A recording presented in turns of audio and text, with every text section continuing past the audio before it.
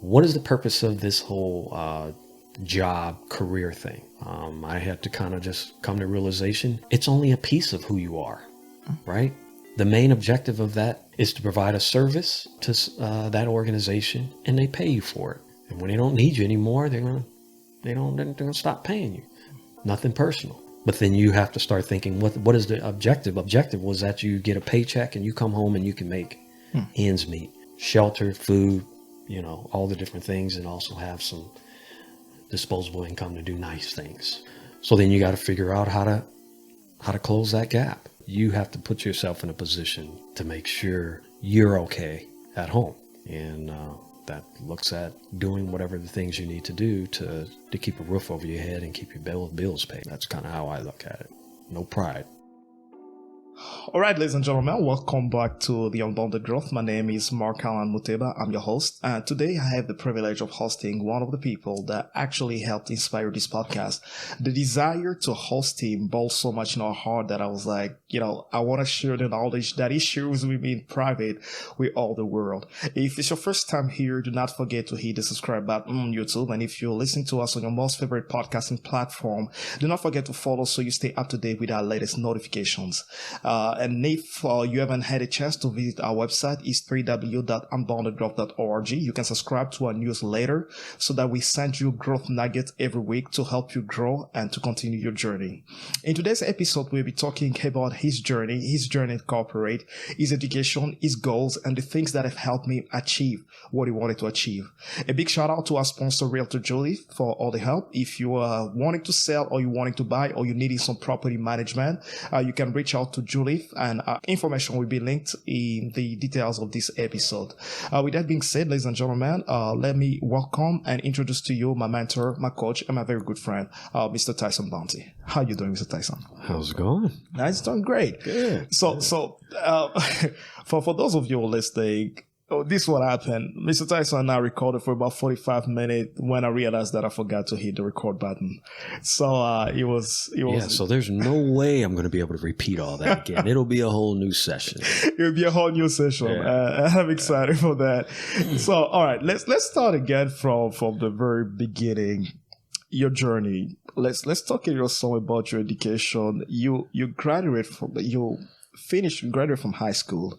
But college is now the first thing on your mind. Let's talk about that journey and then your transition and your decision into going to college. Yeah, let's see. When I graduated high school, what did I want to do? I just want to have fun. I didn't want to do anything. And then my parents gave me two choices. Actually, three choices. You're going to have to either just get a job, join the military, or go to college. So I said, cool, I got three options. So I went down and took the test for the military and changed my mind. Didn't want to do that. What happened in that day? At that time, in my mind, I was thinking, I'm in the military and somebody's going to be telling me what to do. I don't want anybody telling me what to do. So I'm not doing that. So military was out. I went to college, and it was a small college in the community.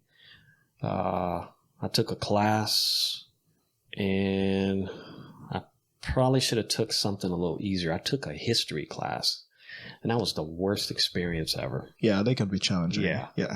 I bombed it, of course. So I never went back to college. So I said, I'll just go get a job. So my father had a trucking company, and I drove trucks. Wow. I was a truck driver. How long did you do that for? I did that. I did it at 18 years old. So imagine an 18-year-old kid driving an 18-wheeler going down the freeway. He looks like he's about this big in there, like he's too young to be driving. But I did that. God, how long did I do that? Maybe about 5-6 years or something like that. Wow. I did that for a little while. Trucking and construction. So I also operated heavy equipment right out of high school. That's interesting. And when do you decide that this is not what you want to spend the rest of your life doing? When I saw the other guys I was working with. I worked with guys that were in their 70s. I'd get up at 4 in the morning. Every morning I was up at 4 o'clock, and you drive to the site because it was construction. So you drove to the construction site and worked there till 5 o'clock. And then the weekend you're working on your equipment, getting it ready for the week. So I think I worked about 6 days a week, 50 to 60 hours a day. And after that, you decided that you want to go back to college. Yeah, but before that, I actually invested and bought some equipment. So I was pretty much like an entrepreneur at that time. I didn't think about it that way. I was just thinking about I'm just making a living. Right. So I'm not even thinking like entrepreneur. I was just kind of like, this is just what I'm doing, you know, at that time. So yeah, that's what I did. Now, at the time that you decide to go back to college, were you a little bit more conscious about what you wanted to do? Did you already have an idea about what you wanted to pursue in college? No. When that idea came along, me and my wife, we were engaged, and she was kind of inspired me from that standpoint, asking me if you could do anything. If you could do anything you wanted, anything, no limits, what would that be? And then it kind of just spun off from there. And then she said, okay, that kind of inspired me to start taking classes at school and college and going back to school. So I would work construction part-time and go to college, take some classes at a 2-year college, a few days a week, until I got to a point where I completely left the construction industry and went to school full time. And you figured what you wanted to do when you had that conversation with Dr. Tari, your wife, of course. But then when I worked for you, when you hired me, you're a VP of engineering, but that's not what you went to school for. No, I was going to school for medicine. I was interested in, I had a couple of ideas in my head. I still hadn't narrowed it down. I was looking in dentistry. I was also looking in med school. Those were the two things I was looking at. So my path from an education standpoint was going down that track, which ultimately I have a degree in biology and chemistry. So what changed that? What changed you from getting a degree in biology and then you decide to go? A few things. I actually worked in the computer lab just to make some extra money. And I had a neighbor that was a software engineer, and he was like, man, you got to write code. It's so much fun. You can make a lot of money. It's not hard. It's really cool. You can make this stuff and it'll do whatever you tell it to do, write these apps, do all this stuff. I was like, oh, interesting. I knew nothing about it. So he gave me a book and I started learning to write code in my spare time.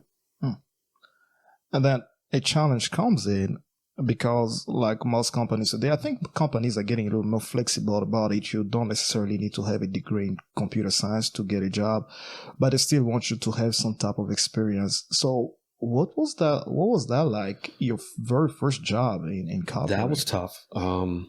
If you look, anybody goes out there and look at a job description for a software engineer or any type of technical job, if you look at education, you'll see some type of computer science degree that they expect, or experience. You know, you can have some experience. I had neither one, but I wanted to get in the field, and I got a lot of rejections. Every application, even interviews, they said no. They would pick a student that had a computer science degree over me because I had a biology degree.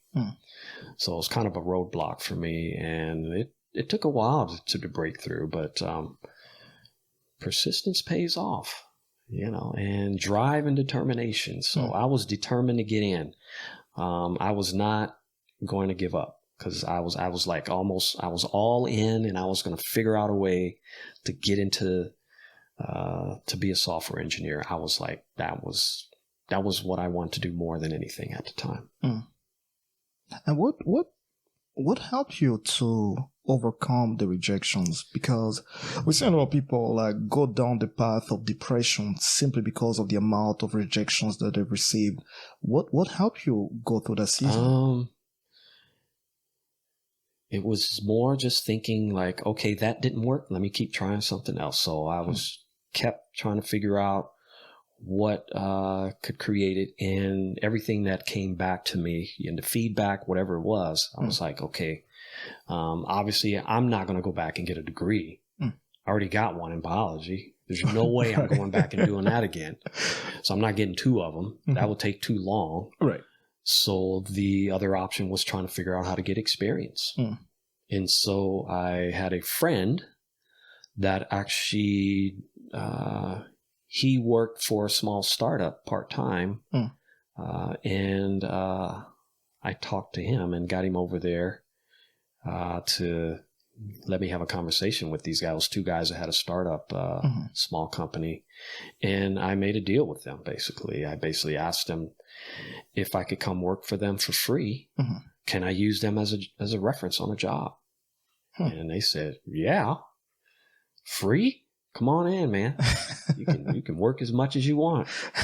So that was the deal I made, and that was my breakthrough. Is my first job was I put them down as a reference. And what's funny is when I interviewed, that helped. But one of the things that probably put me past the line was I brought in some stuff I worked on. Like I brought in some sample code, right, and had them pull it up and run some stuff that I had created on my own. That's very interesting. And they hired me as a junior software engineer. As a junior, and then your transition, you had a whole journey from becoming, first of all, graduating with a degree in biology, then becoming a software engineer, and then all the way working your ladder in corporate to becoming a VP at the time I worked for you. What was the journey like for you? Yeah, it was a lot of interesting experiences all along the way, because this was a small company. So my experience was working with people that had companies the size of 30 or less. I was an individual contributor is the term they use for a software engineer. Right. I wasn't thinking about management. Not at all. It just became an opportunity when the manager left, and I was kind of like the next man up. And the owner of the company asked me if I would be the manager of the engineers there. That's kind of how I became a manager. What progressed me beyond that was education. And my wife, I took it all the way to manager. Well, actually, no, my wife took me all the way to where I am. Right. And then she took me again, that took me above manager to director and on up. I contribute that to her because she talked me into going back to school, and I didn't want to go back. And you went back to get your master's? I went back and got an MBA, yeah. Wow, interesting. And then... No desire. I had no desire to do it, but she persuaded me to do it, and I worked full time and went to school on weekends for 2 years and got an MBA. Wow, quite a journey. By the time I met you, I believe in 2017, when you hired me as an intern, you take me through this path, and nobody had ever done it for me in that capacity as far as corporate concern. It was my first job. So you sit me down and you tell me, what do you want to do? Where do you want to be? Like, if you ask me, what's my dream career? At that time, I just wanted to be a developer. I didn't really think about it. But then I write all these steps down, and then you and I start working on that, meeting, one-on-one and all that.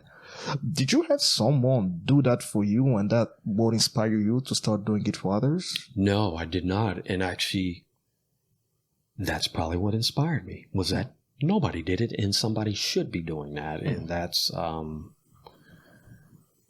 probably what I believe is something that's very important. And if I think really hard, I could probably step back and say my wife kind of instilled that. And what I mean by that is in a way that when I was just going back to college and going back to school, she wrote down and mapped the whole plan of how I would start, start at a 2-year, transfer to a 4-year, and graduate from a 4-year, which is cheaper, by the way, a lot cheaper.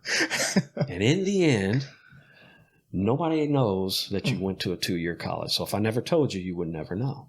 That's right. You would only see my 4-year degree. Now, we live in an interesting time, Mr. Tyson. Today, a lot of people are saying that college is not necessary, right? They don't want to go to college and all that. As an employer, as someone who's hiring people, why do you think college is important? What I've learned, and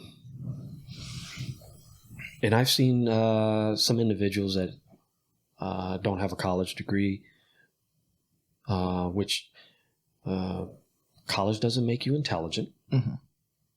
But what it does do is it shows discipline. That's what I see when I see it. It's somebody that's disciplined and someone that can finish things. That tells a very different story, you know. And in today's time, it almost feels like it's expected now. It's kind of interesting, but I would say those are the two things that stand out to me more than looking at the specifics of the education itself, but knowing that you have a degree in your hand, and as my mother would say, you only do it once. Once you got it, it's yours for life. And it's just getting over the hump to get you past that point to where you can finish. But it does show discipline, and it shows that you can start something and you can finish something. So would it matter what kind of degree you pursue? No. I think you can get a degree in art. You can get a degree in anything. It tells a completely different story from that standpoint. And actually, anybody get a degree like in philosophy, any of those types of things, it kind of shows you're a different type of thinker or different things that you're passionate about or that kind of stuff. But this is me personally. Now, anybody else may have a different opinion, but me personally, absolutely. I don't care what it's in as long as you got one. I think that's important.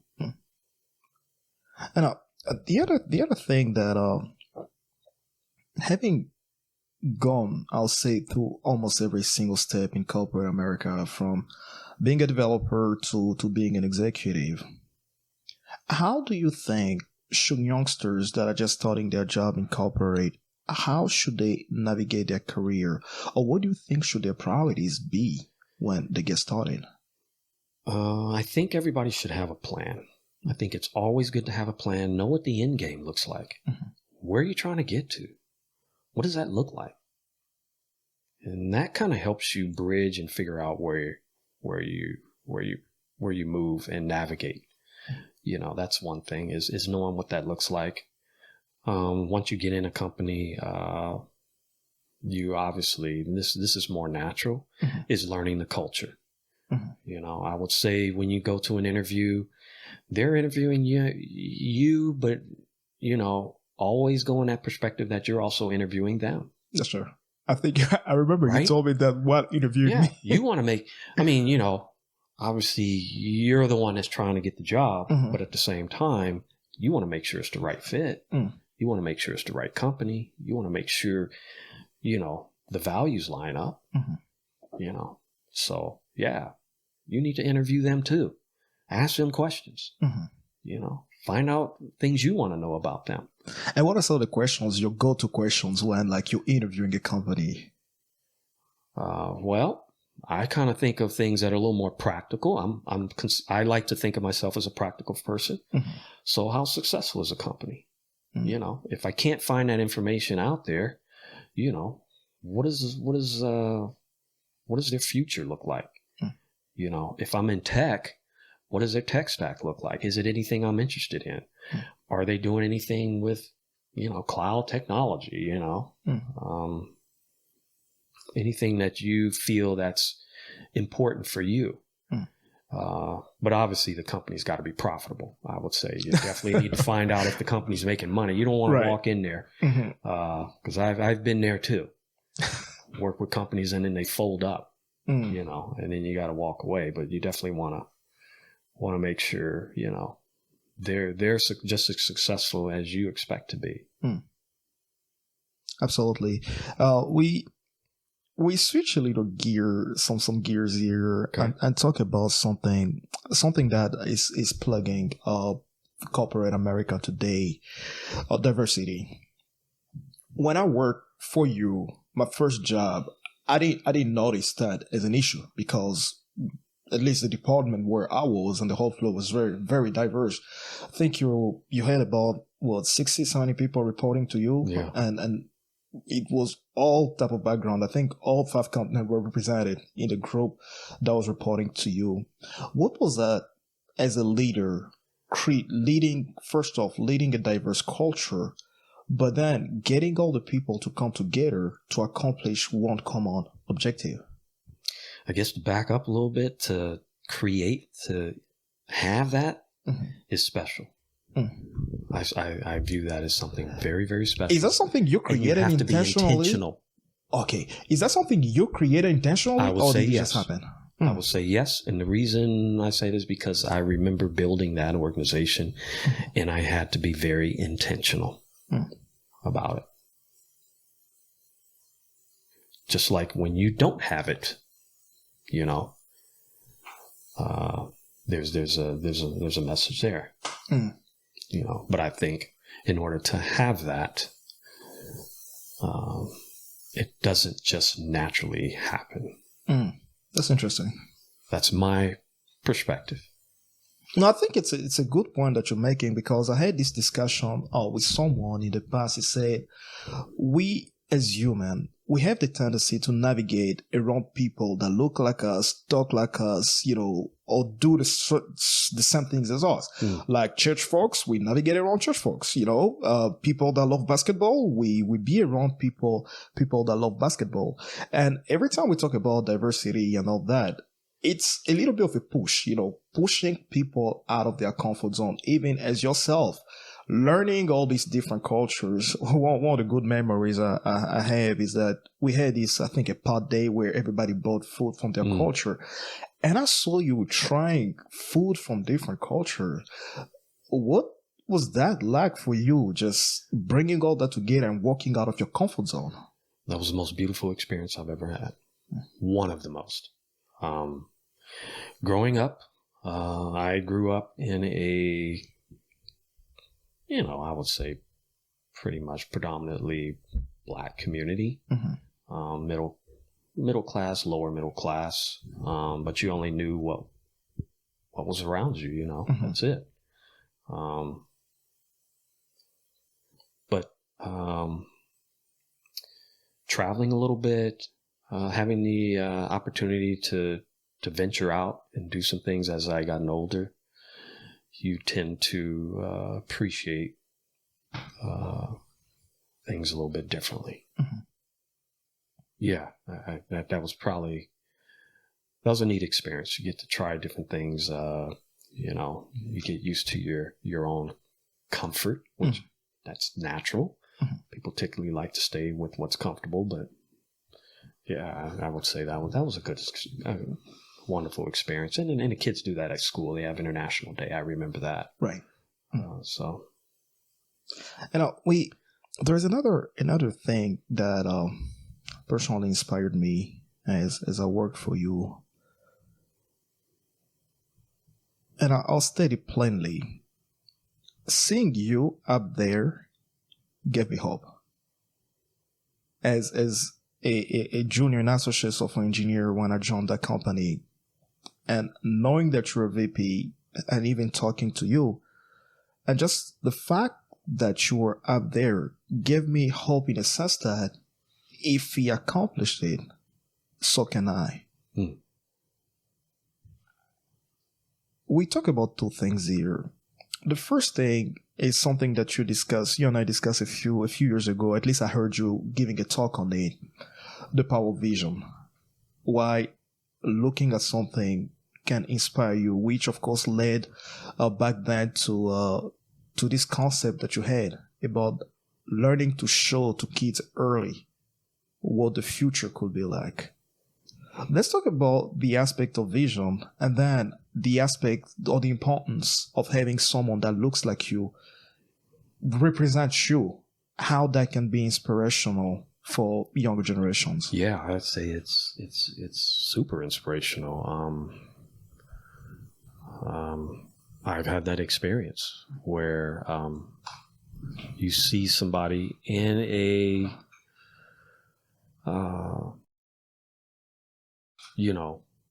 big role, top role, and it allows you to be able to see yourself that way. So I would say that's super important, and that's one thing. It helps kids kind of see where hey, I could be an astronaut, or I could be a pilot, or I could be whatever those things are, a CEO or that kind of stuff. But I think it's very valuable is being able to visualize and see, not only yourself, but someone like you. I mean, I've kind of I've even experienced seeing myself in a role before I was there. I used to always tell myself this, that I would see myself in the role, and actually I would tell people I'm already there. I'm just waiting for the role to catch up to me. I remember that interesting story. You once told me about how I believe you moved from a manager position to a director position. I don't know if you still remember the story about sitting on a one-on-one with your boss and breaking through that limitation for the first time. And actually, it was moving from director to vice president, because the gap seemed so wide to me, right. Just sitting on the outside looking in. Mm-hmm. But then, I was just having a conversation, and it just popped in my head, like, I could do that. Yeah, I could do that. I totally see myself there. So then I would tell myself, yeah, okay, then I'm already there. I'm just waiting for everything else to catch up. And all of a sudden, this certain level of confidence, it starts instilling in you. And then I think subconsciously, you start doing incremental things that help you achieve that. So do you think it's kind of important for people to visualize things that they want to achieve? Yeah. I think you whatever that thing is, whatever it is, you visualize it. And you tell yourself, that's me. Mm-hmm. I'm already there. I'm just waiting for everything else to catch up, right? Now, another thing sounds a little crazy, but that's kind of it can. I think it did help me a lot as well.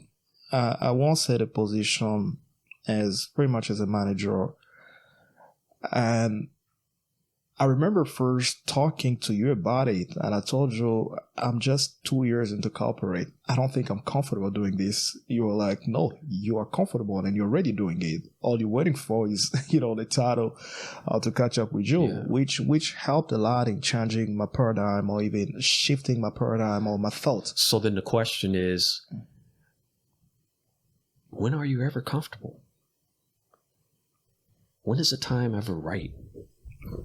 I don't think there is It's not. There's never a moment where you're really comfortable. No. There'll never be, if someone came to you and said, hey, I need you to be the director of this department, and it's about, 50 people or 40 people I need you to run. Take it? Do you take it?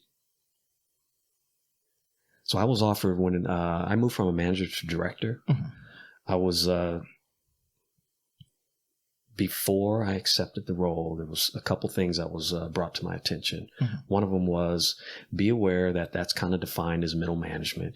And when times get rough for the company, we usually start cutting people at middle management. So I'm just giving you, this is kind of a conversation I have with a senior leader. So, just be aware of that. And, that was kind of one of the big things that was brought to my attention. I was like, is he trying to discourage me from accepting the role? He said, but if you still want it, it's yours. And so I was like, well, yeah, I want it. I'll just take my chances. If it doesn't work out, I'll move on anyway. Or I could say no and stay where I'm at and miss that opportunity. So no, I'll take my chances. And what are some of the challenges that you faced by taking bigger risk and bigger responsibilities, and how did you adapt to them? It probably wasn't really the work. People always think that at first, that the work's going to be overwhelming. I think you naturally just will evolve to take on the work and the responsibility, maybe learning some new things, that kind of stuff. But that you'll learn that. The big part is more accepting and almost being in the role and being able to interact with your peers, especially if you're in a situation where you're the only one that looks like you, and you're in meetings and you're kind of have to be able to speak or articulate or respond to questions or talk about something and not get intimidated or any of those types of things. So now you're opening up a very interesting point that I think is worth discussing. Your whole career, you starting up, first of all, as not someone who had completely a computer science education, and then getting promoted to places. Have you ever felt, I think people refer to it as different things, but have you ever dealt with the imposter syndrome where you feel like, I don't think I belong here, or I don't think that I can do this? Interesting term, imposter syndrome, which I guess that term itself, to me, it just translates to just, I'm doing something. Am I qualified or have the skills and credentials to do what I'm being asked to do? I guess that's probably the definition of it. Right. Yeah, I've experienced that. You have moments of it where you sit and you feel like you don't speak as well, or you don't fit in, or when you're having casual conversations, you don't have any knowledge or experience about that.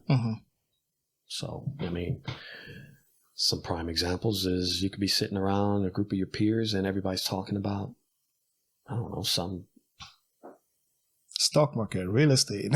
Yeah, whatever it is, hockey, I don't know anything. I don't even know the rules. I don't watch hockey, but everybody's watching hockey. So you get a little, maybe I should learn about hockey or something like that, and this actually happened to me. I was in a meeting and somebody was explaining something and they used a word. I had no idea what that word meant. And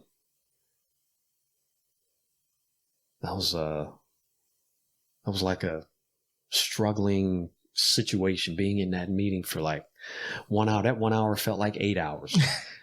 Because I'm like, all of a sudden, I don't feel like I belong there. That one little thing happened. One word, just one word. And I had no idea what that word meant. And how do you go about overcoming that when you find yourself, let's say, in the moment? What do you do so that you can snap out of that and get back into the meeting? I think what helped me then was I had like coaches, mentor. I had like advisors. I had people I could talk to. I had a resource back then. But I can't imagine if you didn't have that and how hard that is. And you got to take that with you, you know, and get past that, you know. But as simple as small as that little thing is, you know, starts going through your, spinning in your head and starts bothering you, you know, and, you know, then you got to get past that. But when you have a good support system, it helps you get through those kind of silly things, I call them, you know. And then another thing that sometimes create this syndrome, imposter syndrome, whatever they call it, is sometimes facing bullies within corporate. People that will try to push you down and make you feel like you're not knowledgeable enough, not good enough.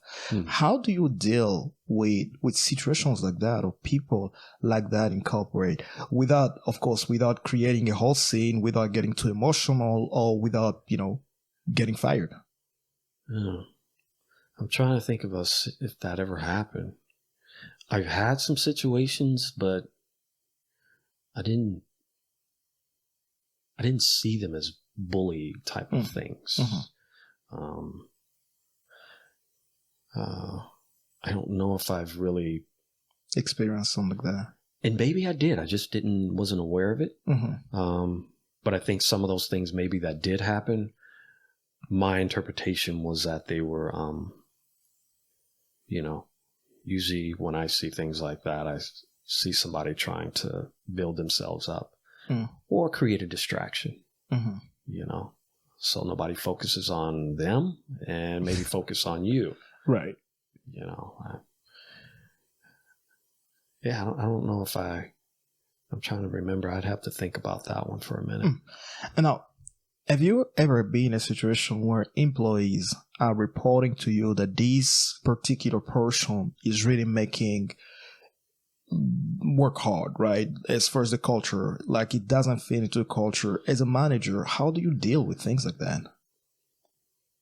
Like where they're producing numbers. I mean, as far as numbers are concerned, they're producing, but they make everybody comfortable around them, whether it's the way they talk, the way they treat other people around them, or sometimes trying to push their own agenda while pushing everybody or giving some false report about other people. Like a peer or a manager? Yeah, a peer. Knowing how I am, my first thought is I think about the credibility of the individual. And then I think about my own performance. If I'm not intimidated by my own performance, my work speaks for itself. And then I look at the credibility of the person. I mean, if the person's not credible, I don't waste my time with them. I just kind of focus on my work. And if anything is challenged, you know, as far as saying things that aren't true, I just say that's not true. I mean, here's my results. These are my things. This is what I'm doing, you know.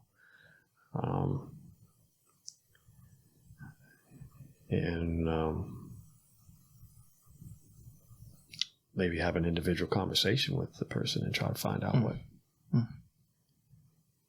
you know, what's going on. You know, how do we work through this? You know, if that doesn't work, I guess I'll just flatten all his tires before he goes home. Eventually he'll find out that he'll learn to be quiet. Right. I definitely agree. So, not that I've done that. And I know you won't do that. You're the type of people that we used to say it won't hurt a fly. There's just no way you're doing something like that. Now, talking about all the things that you and I could tell you some stories, but we won't go there. Talking about all the stuff that you and I have discussed in private as far as career, a lot of time where you've helped me in navigating different phase or season of my career. The economy is kind of challenging right now. Jobs are hard to come by and people are struggling. A lot of companies are cutting on budget, starting with all the big five, Facebook, Amazon, Twitter and all that. have been doing a lot of cutting. What would you tell to someone who is in transition right now? What can they do to put themselves in a better position for their next opportunity? Networking is probably the number one. Even if you have to make a list, write down every person that you know, that you can think of, and connect. Somebody knows somebody. That's one thing. Invest a big amount of your time is networking. The other is take a look at the what things look like. If things look like it's going to be a little while, if you're trying to stay in the same field, you might have to pivot a little bit. I've done that. Now, how do you go about that? Let's say you've been. I was reading a story a few days ago. This one person has been working at this company for 20 years, doing the exact same job, has grown within the company, but it's been 20 years of the same thing. And now they got laid off and they have no idea where to start from. So, how do you go about pivoting and going to something else? Well, to me, that tells me a couple things. So then you think, God, that sucks. I mean, this guy's dedicated 20 years of his life, or 20 plus, 15, whatever that is. And the organization says, thanks for your service. We don't need you anymore. What does that say? Company's going to have to make the best decision, or the decision they think is best for them. Which to me, that I interpret that as, that means I have to make the best decision I need to make for me. And you've been doing that for 20 years. Now it's time to sit back and reflect and figure out, do I want to do this somewhere else? Or do I want to take a shift? It depends on where you are in your life, where you are in your career. Me, I tend to get a little more practical. I'm like, okay, what is the purpose of this whole job career thing? I had to kind of just come to realization, it's only a piece of who you are, right? The main objective of that, leaving home and going and working and coming back, is to provide a service to that organization, and they pay you for it. And when they don't need you anymore, they're gonna stop paying you. We don't need your service. Okay, nothing personal. But then you have to start thinking, what is the objective? Objective was that you get a paycheck and you come home and you can make ends meet. Shelter, food, all the different things, and also have some disposable income to do nice things, So then you got to figure out how to close that gap. Some companies give severances and some don't. Nobody's obligated to do that, but you have to put yourself in a position to make sure you're okay at home. And that looks at, doing whatever the things you need to do to keep a roof over your head and keep your bills paid, That's kind of how I look at it. And I've done that. I could tell you some of the jobs I've worked when I got laid off. Nobody believes me, but I did it. I've changed oil. I did mechanic jobs, and I did all kinds of things. Whatever it took. No pride. No pride. That's a good one. Yeah, I'm not stuck on a title and all that kind of stuff. Yeah, it's nice when you have it, but truth be told, it's just a signature in an email. It has a couple letters in the alphabet. That's about all it is. That's right. What fascinates people is it has a definition in the organization, and it has a nice compensation attached to it, which is nothing wrong with that. Easier to say when you have it, Right. But in the end, you got to start looking at things that really matter and the things that are important. That's what I say. You've always told me to always make sure that the company needs me more than I need them. How do you have you gone about that in your career? One example was I took all the things nobody wanted. When I relocated to Texas, I remember one of the things that happened was there was a lot of projects and products and stuff that were a headache. Nobody wanted it. And people gave them to me, and I took it. And taking those things, they were hard stuff. There were people that didn't run it. There were a lot of things that we needed to do to fix those things and all that kind of stuff. But one of the things that it did do was I was able to establish a lot of relationships in that organization because of those things. A lot. I got to know a lot of people, and that served me well. So yeah, you got to do things that stand out, and know people. Relationships matter. You can't sit in your cube and toss messages and emails and think you're going to get recognized. You got to make yourself known, and sometimes you got to be creative. Sometimes with that. Now, let's talk a little bit about, you grow as you grow, your responsibility grow, and your company start taking a little more of your time than you need to.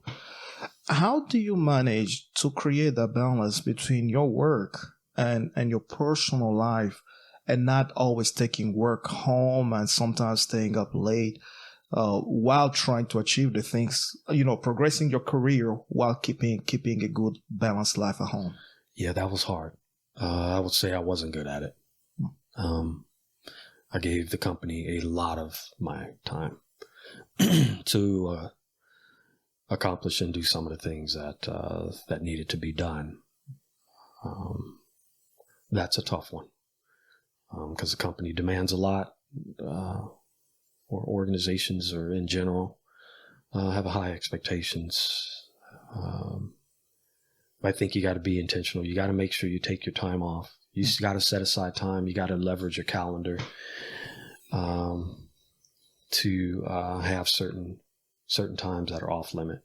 Turn your phone off, all those types of things. I think you have to be very intentional about that to do that. I wasn't good at that. It took me a while to learn that. I think it's maybe a little...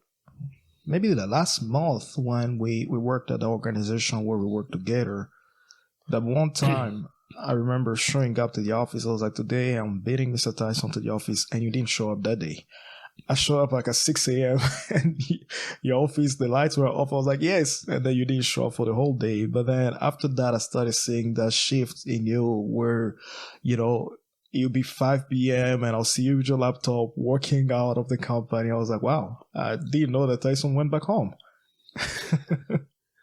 Yeah. I was worked pretty hard then, put in a lot of hours. Try to work smarter, but everybody has a limit.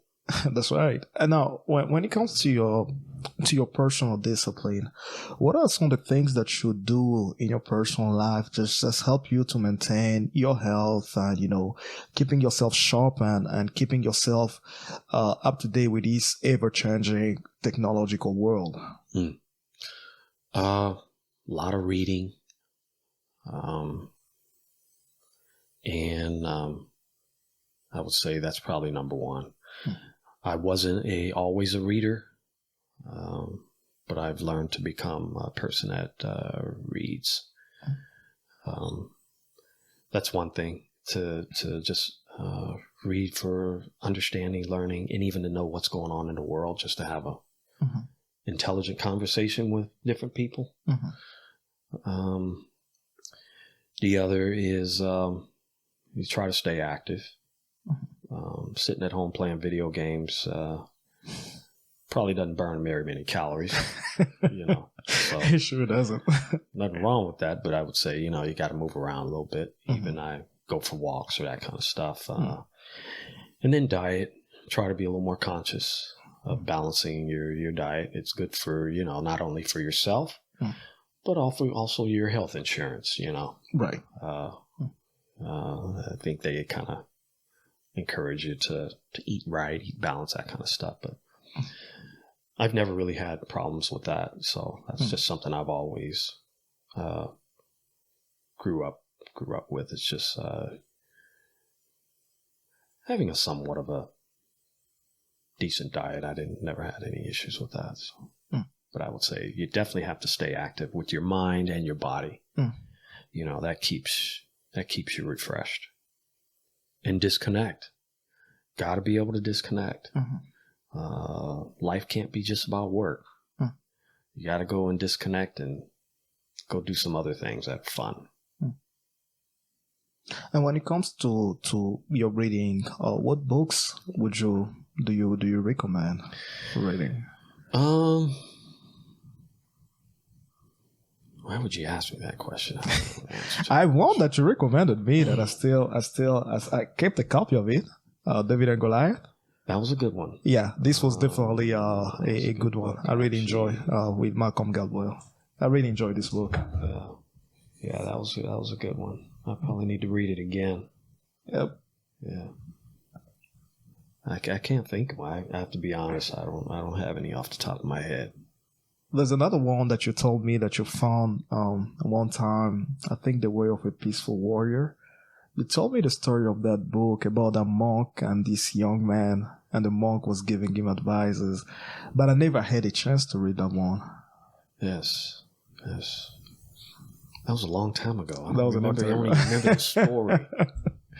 I remember the book, but I don't remember the story. So yeah, that was a good book. That was a good book. The autobiography of my mind's going blank. Trying to think of the tennis player. What's his name? Can't think of his name right now. That was a good story. It's a good book.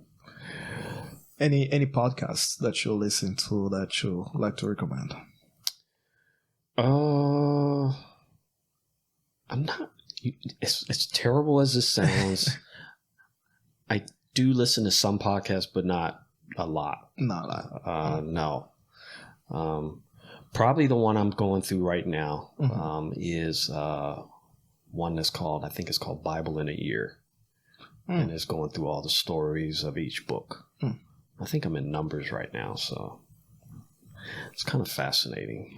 I was trying to read the Bible in a year. That never worked for me. It worked once, and then the rest of it is always like 2-3 years into it. Yeah. But some of the books that really get me, that slow me down, Leviticus and Numbers. It's a lot of... Well, this podcast kind of tells the stories. So there's a little bit of you hear sounds and stuff like that. So they kind of put you there in your mind, and the way they tell the stories is not the same as you reading, so it's... I agree. It's very, it's very good. It's very good. I tend to love to tap into the spiritual side of me. That's interesting. Yeah, I'm very fascinated with that right now. That's great. All right, we always like finishing up with these questions. They're surprise questions, impromptu questions. Okay. You don't have to answer them if you're not comfortable. Okay. But if you give a good answer, we can expand on that. Okay. 3 qualities of you that you like, and 1 thing your wife would like you to change. 3 qualities that I like? Yeah. Everybody may not agree with this, but I would say my humor. 3? Why do you have to give me 3?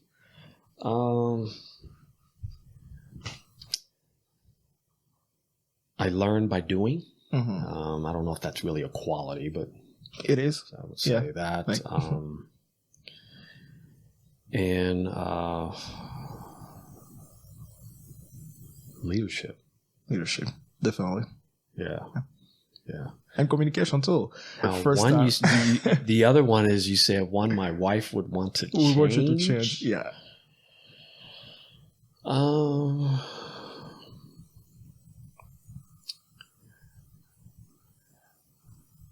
I tend to criticize sometimes, maybe. I tend to be a little overly critical sometimes. So I don't know if that's a quality, but she probably would tell me to calm down. If you could live anywhere in the world, where would it be? Anywhere in the world? If the choice was all yours.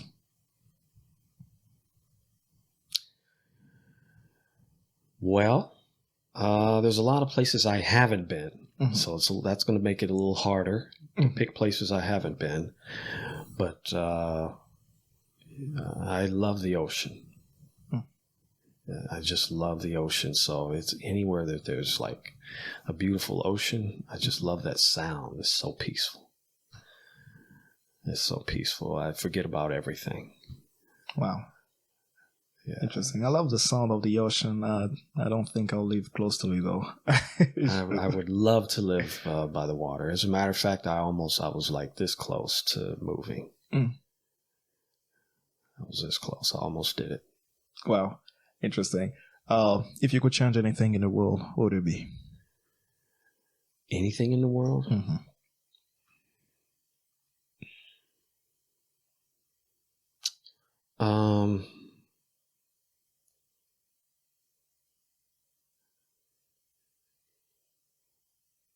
Inequality, I guess.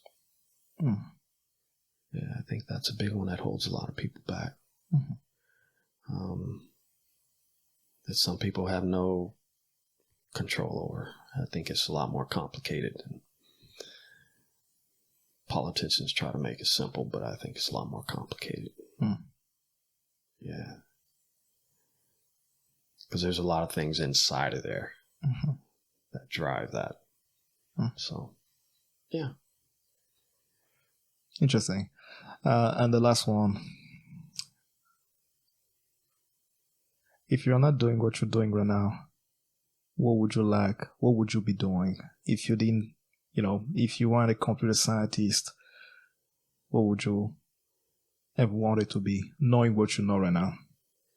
An artist. I